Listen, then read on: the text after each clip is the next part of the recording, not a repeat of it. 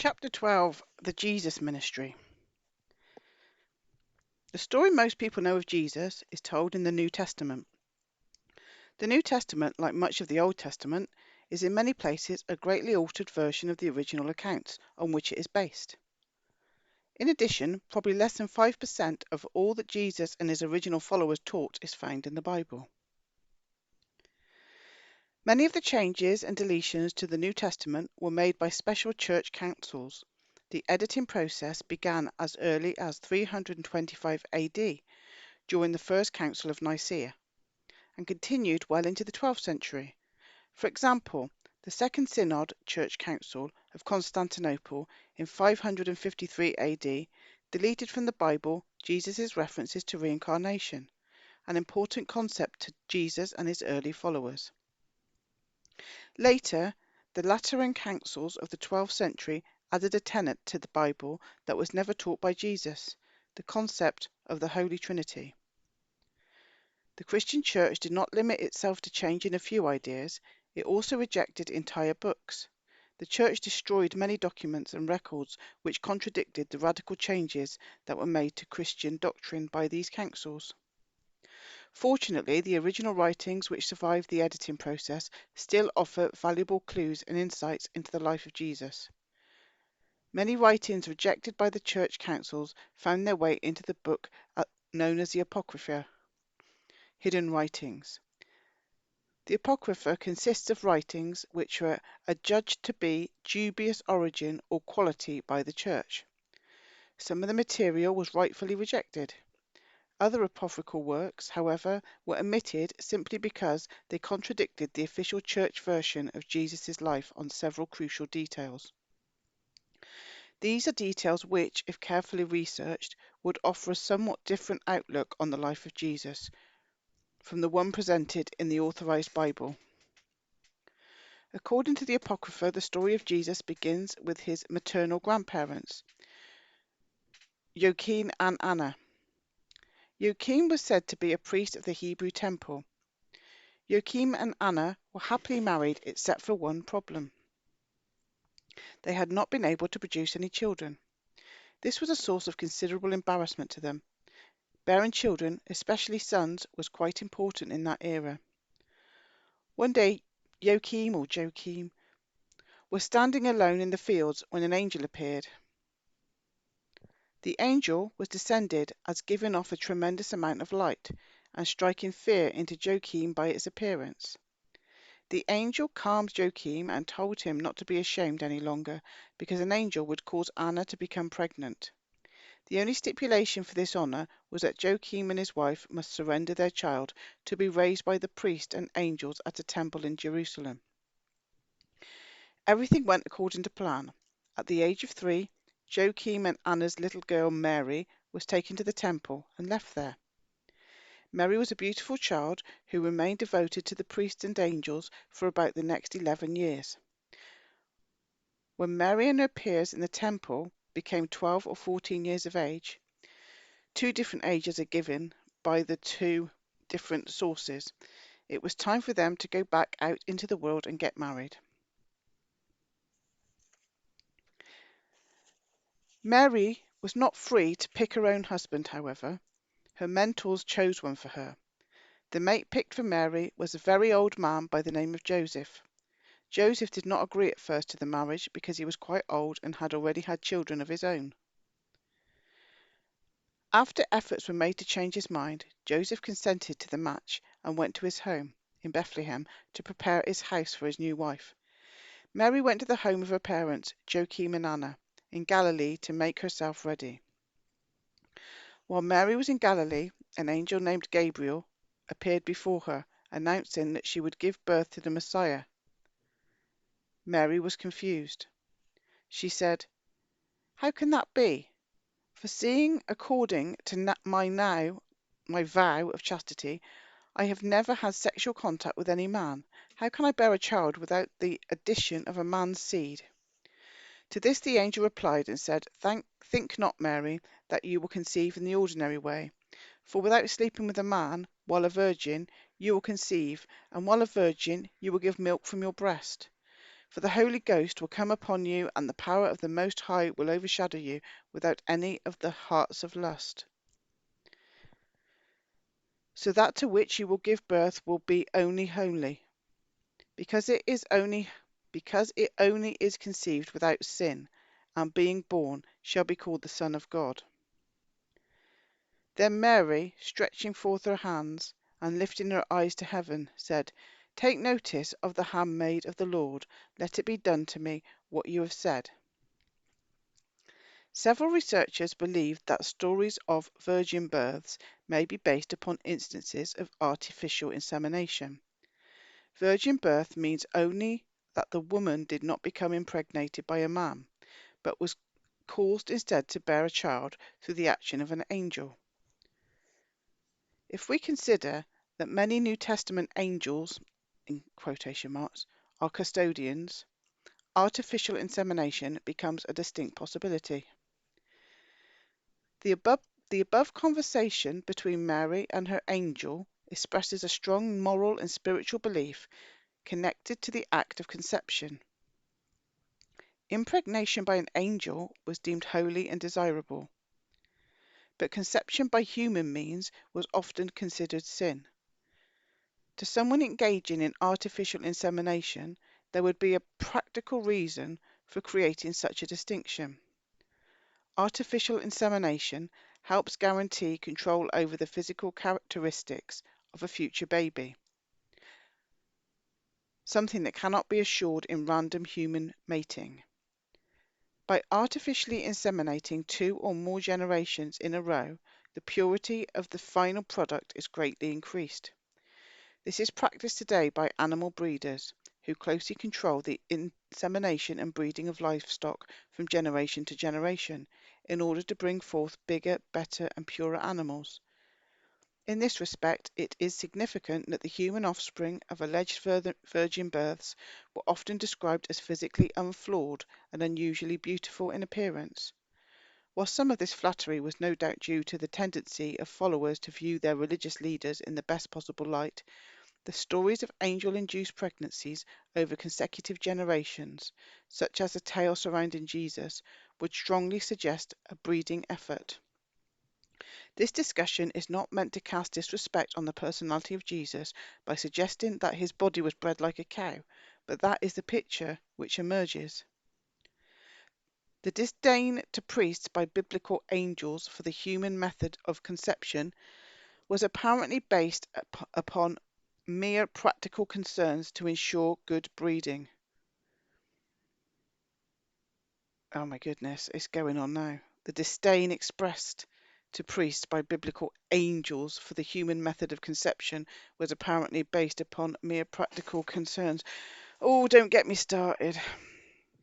To ensure good breeding. But it was nevertheless taken to heart by early priests and became a major element of many monotheistic religions. In biblical days, human beings were also heavily propagandized as very sinful, to justify the barbaric treatment humans suffered at the hands of their custodial God and angels. By extending this concept of sinfulness to the human method of procreation, every person conceived through human sexual intercourse was to be considered born in sin and therefore spiritually condemned. What a frightful dilemma this created. Every time a man and a woman conceived and gave birth to a child, they had condemned a spiritual being. Yet the human drives which produce children are strong. The religious teaching of automatic spiritual condemnation because of human procreation generated a powerful conflict between the drive for spiritual freedom and the physical drive to reproduce. The result was intense anxiety on the subject of sex and an increase in non-procreative sexual activity. He doesn't say such as paedophilia in the church here, but I'm going to say it. Such as paedophilia in the church. There, I've said it. Homosexuality, autoeroticism, non-procreative forms of intercourse, pornography, voyeurism and abortion. The irony in this is clear. Those religions which have most strongly condemned the inherent sin, Catholics anyone, in all human beings have also been those which have most vocally opposed non-procreative sex. Ooh. These teachings had another important effect. They helped reduce human resistance to engaging in war. It is easier for a religious person to kill someone if he believes that the victim is inherently sinful. Fortunately, most people today no longer believe that human conception is innately sinful, including most clergy. If anything, giving birth to children is seen as an event of happiness, and this is what it should be. Despite this, we still find some of the old ideas lingering. A small number of philosophers, psychiatrists, religious leaders, and sociologists continue to proclaim that human beings are inherently bad or evil. So this is where I spent 2 whole days editing, putting in amazing pictures, bits of video, adding more to my rant. My rant, instead of getting smaller, was getting bigger and bigger and bigger, to the point where I was going a little bit bananas. I was getting a bit loony because I was really immersing myself in the dark shit because I was getting angry. So I have decided to take that out of this video and potentially put it as a separate one when I don't feel so dark. So sorry if you were waiting for the rant, but it wasn't doing me any good. But when I feel a bit better, I might upload it. Fucking hell. So they keep sexual anxiety and warfare alive. Brilliant. After Mary's experience with the angel, Joseph travelled home. Joseph travelled from his home in Bethlehem to pick up Mary in Galilee. To his chagrin, Joseph discovered that this young bride was already several months pregnant. Thinking that Mary had become a whore, Joseph made preparations to abandon her. An angel intervened and convinced Joseph that Mary was still a virgin. Joseph stayed with Mary in Galilee until her 9th month of pregnancy. In the 9th month, Joseph and Mary set off for Joseph's home in Bethlehem to have the child there. According to the Apocrypha, the couple did not reach Joseph's home in time. Mary went into labour near the outskirts of Bethlehem, and a shelter had to be located for her immediately. What they found was a cave. In that cave, young Jesus was born. And when they came by the cave, Mary confessed to Joseph that her time of giving birth had come, and she could not go on to the city, and said, "Let us go into this cave." At that time the sun was nearly down, but Joseph hurried away so that he might fetch her a midwife. And when he saw an old Hebrew woman who was from Jerusalem, he said to her, "Please come here, good woman, and go into that cave, and you will see a woman just ready to give birth." It was after sunset when the old woman and Joseph reached the cave, and they both went into it. And look, it was all filled with lights, greater than the lights of candles and lamps, and greater than the light of the sun itself. The infant was then wrapped up in swaddling clothes, and sucking the breast of his mother, Saint Mary. The usual lights in the cave indicate to some people the existence of high-tech lighting of some sort. This may not be surprising when we discover that other apparent high-tech phenomena surrounded the birth of Jesus, such as the so-called Star of Bethlehem. Nearly everyone in the Christian world knows the tale of the 3 wise men who followed a bright star to the baby Jesus in Bethlehem. Most Christians believe that this unusual star, known as the Star of Bethlehem, was supernatural in origin, a creation of God. Some scientists, if they have not dismissed the story as a religious myth, believe the star to have been Halley's Comet, making a low pass over Earth, or a rare alignment of Venus and a bright star. Several UFO writers, on the other hand, assert that the Star of Bethlehem was an aircraft which led the 3 wise men from their homes in Persia to Bethlehem, in the same fashion that Moses and the Hebrew tribes had been guided by an airborne Jehovah earlier in history. Surprisingly, the Apocrypha itself best supports the UFO theory.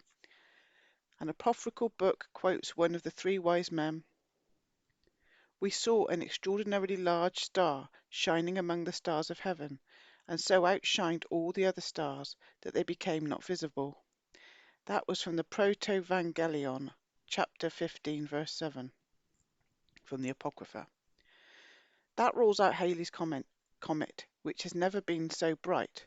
An alignment of Venus and stars could not blot out all the other stars in the above fashion. Not only did the Star of Bethlehem overwhelm all other stars, it moved. This is some more from the Proto-Evangelion. So the wise men began their travel, and look, the star which they saw in the east went before them until it came and stood over the cave where the young child was with Mary his mother. After leading the 3 wise men to Jesus' birthplace, this remarkably intelligent star accompanied them home again, the light of which they followed until they returned into their own country.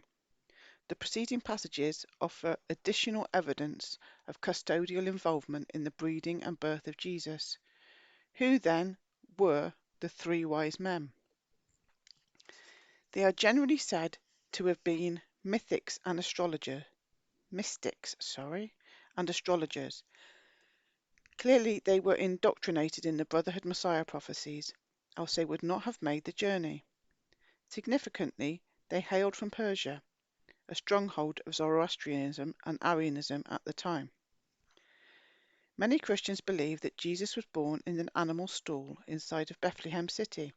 In fact, it says so in the New Testament's book of Luke. Proponents of the cave birth story, however, state that Jesus was not taken to the stall until several days after he was born.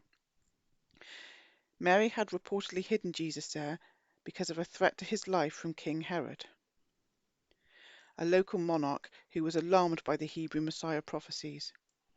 If it is true that Jesus was born in a cave, why would the writer Luke and other early church leaders claim that Jesus' first bed was a manger? It was the intention of those who backed Jesus to proclaim him the Hebrew Messiah. For that assertion to be true, they needed to prove that Jesus was a direct descendant of Hebrew King David. Such a lineage was required by the Hebrew prophecies. A number of religious historians, however, have concluded that Jesus belonged to a Hebrew religious sect known as the Essenes. Joachim, Anna, and Mary have all been members of Essene temples. The cave birth would tend to reinforce that conclusion because the Essenes were well known for using caves as shelters and hospices. If Jesus was an Essene, he could not have been a descendant of King David. This is why. The Essenes were outwardly Jewish, but they also studied the Zend Avesta of the Zoroastrian religion and reportedly practiced Arianism. This would help explain the visit of the 3 Persian wise men to baby Jesus in Bethlehem. It further appears that being Aryan was a requirement to becoming an Essene. Jesus himself was white-skinned and red-headed. Because of the racial prerequisite to becoming an Essene, no true Essene could have been a direct descendant of King David, because the Hebrew tribes had a different lineage. Much of what we know today about the Essenes comes from a famous mid-20th century archaeological discovery, the Dead Sea Scrolls. The scrolls are a library of very old documents dating from the 1st century AD. They were written by members of an Essene community and hidden by them in caves near the Dead Sea. The scrolls were discovered in 1947, or possibly 1945, by a young Bedouin tribesman. According to historian John Allegro, who analyses the scrolls in his book The People of the Dead Sea Scrolls, the Essenes had many characteristics of a secret society. For example, a person's admission into the Essene order was accomplished only after several years' probation. The Essenes practiced initiation rituals in which they swore to never divulge their secret teachings. They also held confidential the names of the angels said to be living among the Essenes in their closed communities. Essene priests often called themselves the son of Zadok, after high priest Zadok, who had served in the Temple of Solomon. In light of these discoveries, it is not surprising that several Brotherhood branches had claimed long before the discovery of the Dead Sea Scrolls that the Essene organization was a branch of the Brotherhood in Palestine, perhaps the Brotherhood's most important offshoot in that region.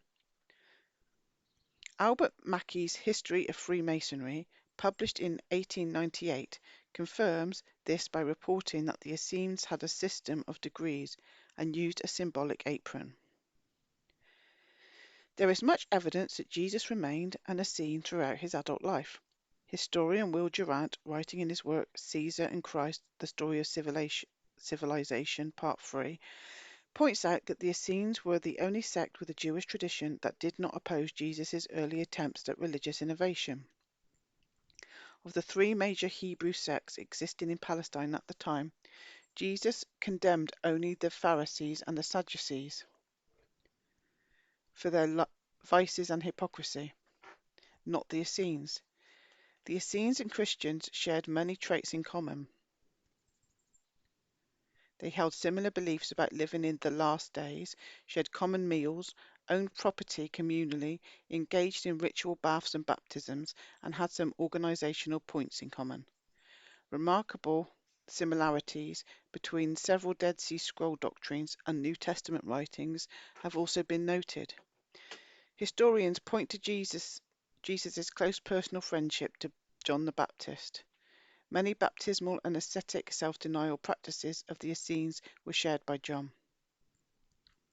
While John did differ in other respects from what we know today of standard Essene practices, the similarities are strong enough to suggest that John was himself an Essene.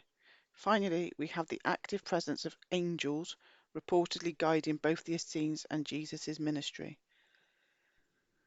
Despite the strong evidence, some theologians still dispute that Jesus was an Essene.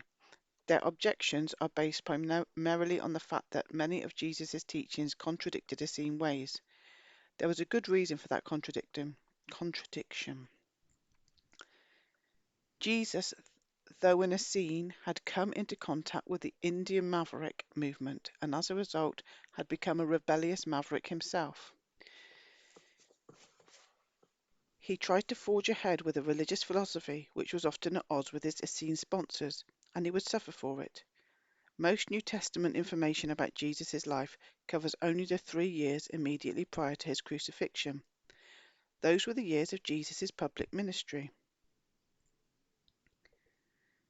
During that time, Jesus did not live inside the Essene communities for the simple reason that he was engaged in a traveling ministry which would occupy him until his crucifixion.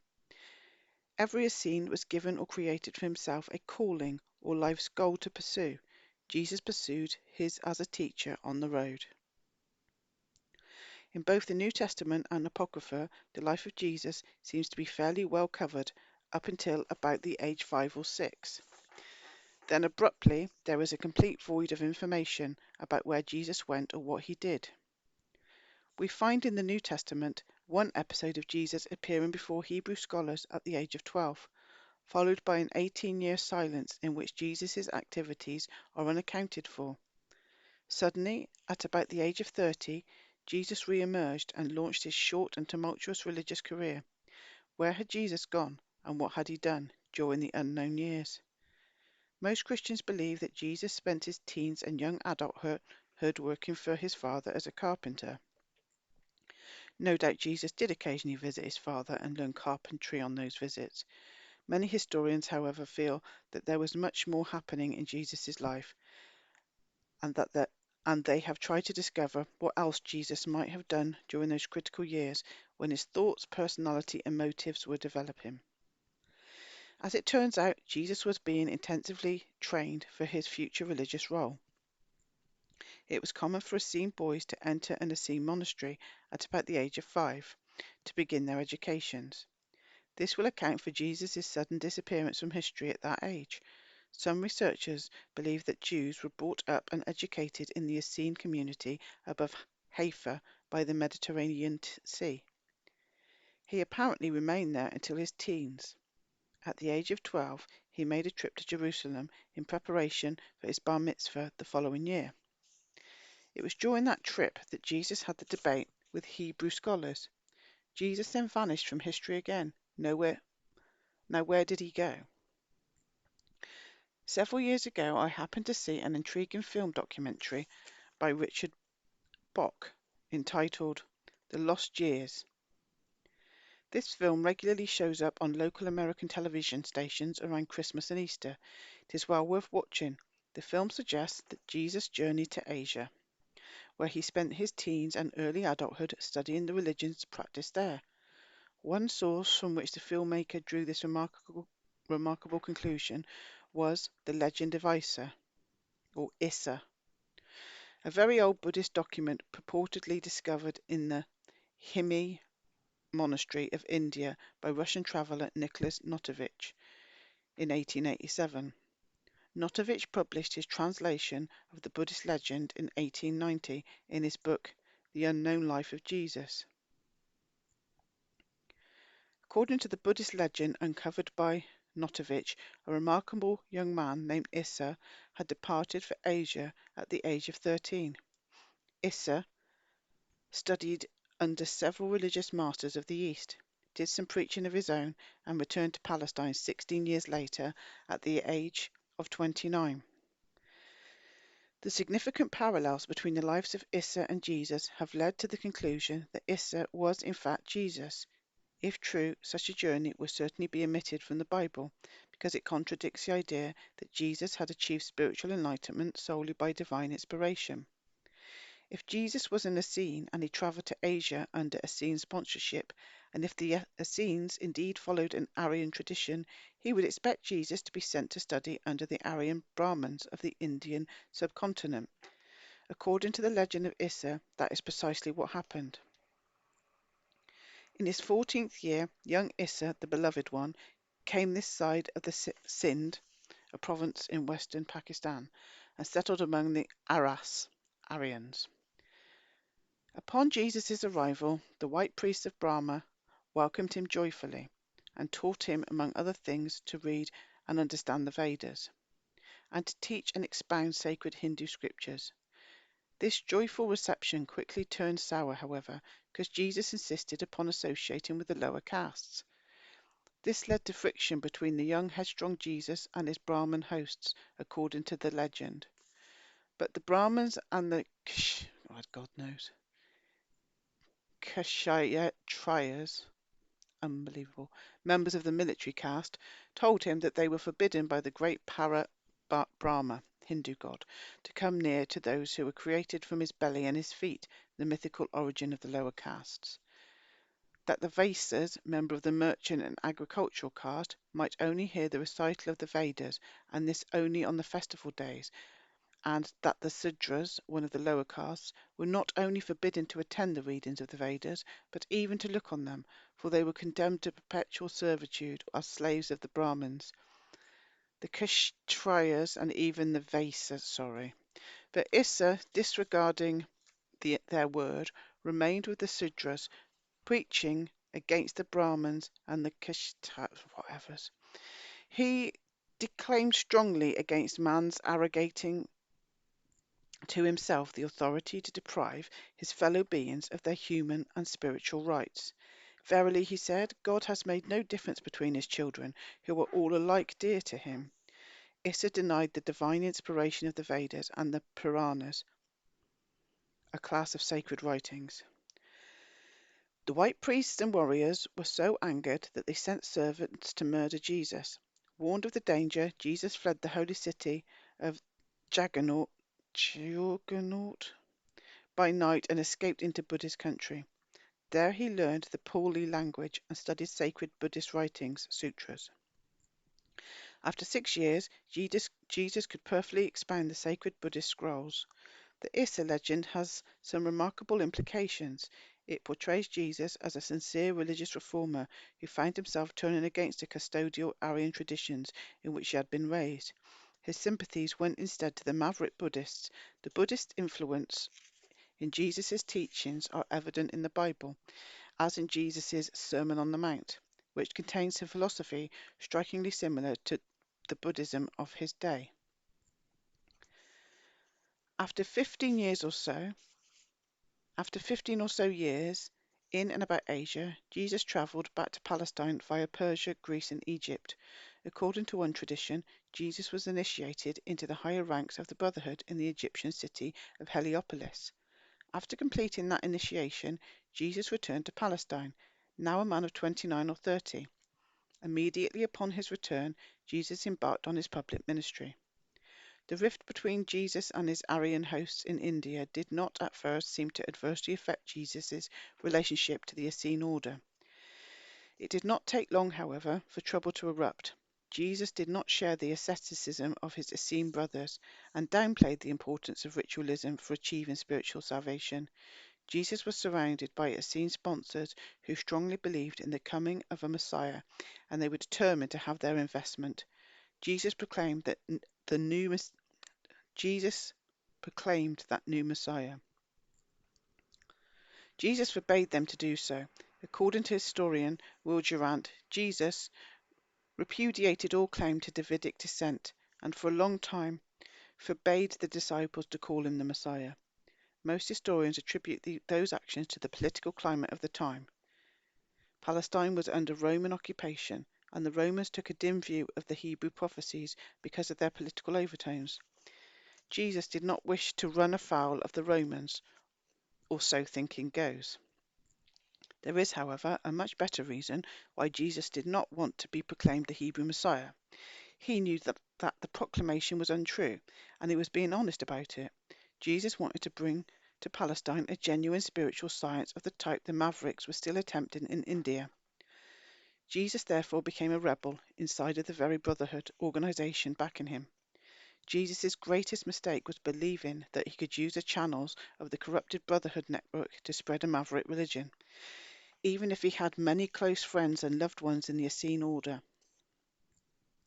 Jesus never had time to establish his maverick religion system because some of the Essene backers and, according to the Bible, even some custodial angels quickly got him into trouble by proclaiming him the Messiah. It did not take the Romans and some Hebrew leaders long to arrest Jesus and put him on trial.